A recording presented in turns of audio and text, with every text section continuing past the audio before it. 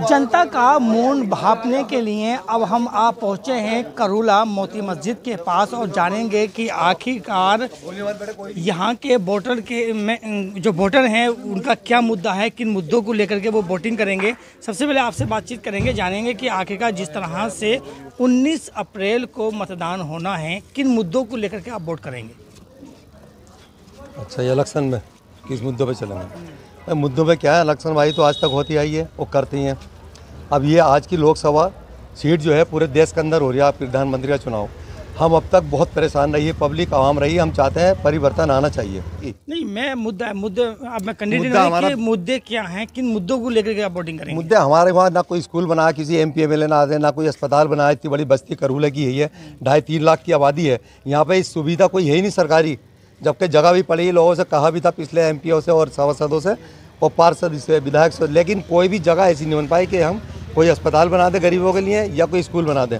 हम किसी नेता से अपनी बात रखते हैं तो वो कुछ सुनने को तैयार नहीं होते। आपसे बातचीत करना चाहेंगे कि किस तरह से हमारे साथ कुछ लोग और मौजूद हैं, उनसे बातचीत करेंगे। आपसे बातचीत करना चाहेंगे कि किस तरह के मुद्दे हैं यहाँ के मुरादाबाद की अगर बात की जाए, जो यहाँ की आवाम जो वोट करने जा रही है वो किन मुद्दों को लेकर वोट करेगी? जो मुद्दे आपने रईस भाई ने जो बात कही है वो बात सही कही है उन्होंने, इसी बात के मुद्दे पे ही वोट देंगे हम। क्या मुद्दे हैं यहाँ के? यही स्कूल नहीं बने हैं और वो बन जाएं, गरीबों के लिए जो सेवाएं मिलनी चाहिए वो नहीं मिल पा रही हैं, वो मिलना चाहिए। आपसे फिर एक बार बातचीत करेंगे कि अगर हम प्रत्याशी की अभी बात नहीं कर रहे हैं, चाहे आप भाजपा को वोट दें, बहुजन को दें, किसी गठबंधन को वोट दें, किसी को भी वोट दें, समस्या है कि आखिरकार मुरादाबाद में किस तरह का विकास हुआ है या आपकी नज़र में नहीं हुआ है। वो कौन सा विकास ऐसा है जिसको विकास को कराने के लिए आप वोट करने जा रहे हैं? विकास के लिए यही है कि जैसे कि स्कूल नहीं है, हमारे छोटे छोटे बच्चे गरीब लोग यहाँ रहते हैं, उनकी कोई पढ़ाई लिखाई पे ध्यान नहीं है, पैसा इतना है नहीं जो बड़े स्कूलों में कराएं। हम छोटे स्कूलों में सहायता मिल जाए सरकारी, यहाँ पे कोई सुविधा नहीं है, पानी की नहीं है, कभी पानी भाग जाता है, कभी कोई ना कोई समस्या है। मतलब बहुत से ऐसे काम है ताकि किसी स्टेट पे तो बोल नहीं पा रहे हम, लेकिन एक आम बात बता रहे हैं जो पब्लिक की रुचि है इस बात के लिए कि हमें एक नया चेहरा लाना है। बीजेपी ने नारा दे दिया है कि 400 पार, क्या कहना चाहेंगे? नहीं, वो तो 200 पार भी नहीं जाएगी बीजेपी। ये तो देश का परिवर्तन हो गया, पक्का हो गया, तय हो गया। किसी हाल में बीजेपी तो आनी नहीं है अब, ये तो हम वहीं जाएंगे गुजरात जहाँ से आए मोदी जी।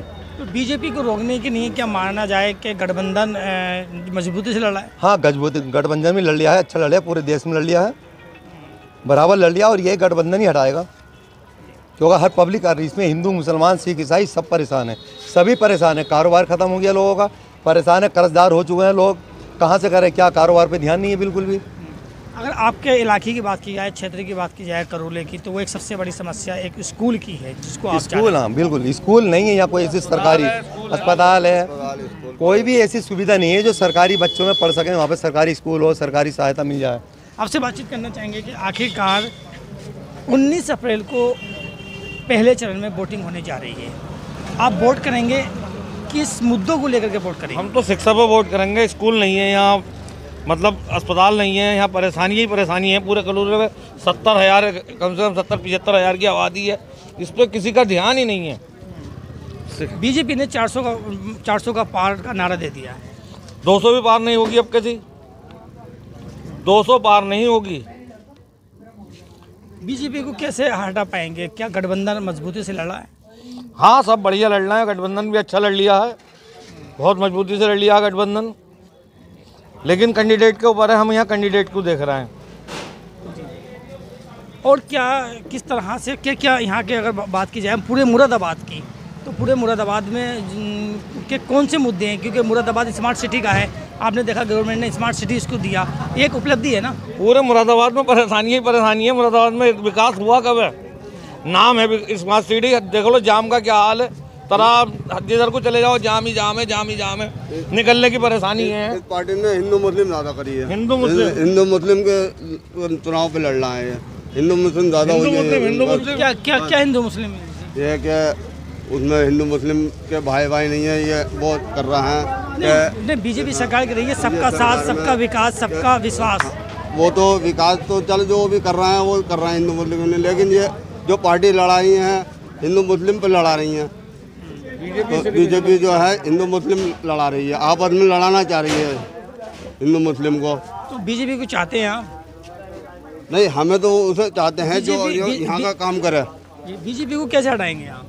बीजेपी को कैसे हटाएंगे? बीजेपी को हम तो वोट उसे देंगे जो यहाँ का विकास करेगा।